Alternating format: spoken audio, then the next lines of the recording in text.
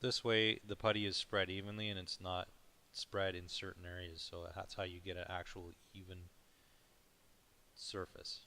Once I've worked the entire area, then I'm just going to start over and gently, slowly work my way across the area again, and just slowly by degrees it's evening everything out and spreading it nice and evenly.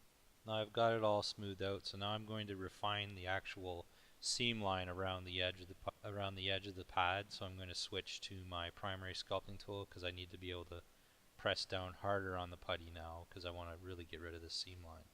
Using the flat of the blade, I'm just going to push inwards towards the shoulder pad and push down using the flat of the blade of this primary sculpting tool and just push down on that seam line to get it smaller and as thin as possible. I'm going to go right around the entire edge of the shoulder pad and just push down on that. So there you have it, it's completely smooth. The seam line is virtually invisible there, and that's how you blend a seam line onto a model, an existing model.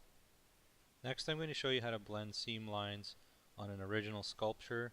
This is a sculpture I'm working on for Pulp City, and it's a superhero model, so it's a big brick.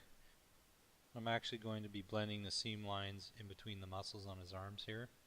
So you can see I've had the putty all set up, so I've applied the putty, I've covered it all the surfaces, it's underpinned, and I'm ready to blend the seam lines into all these major muscle groups on his arm. You can see the major muscle groups on the arm here. There's seam lines in between all those major muscle groups, and I want to get rid of those seam lines. So I'm going to be using my taper point clay shaper, and I'm going to be taking the tip of that and running it in between those seam lines, pressing down on it, trying to smooth out those seam lines. I'm just using the tip and gently pushing in between the muscle groups along those seam lines, pushing down on them, applying downward pressure.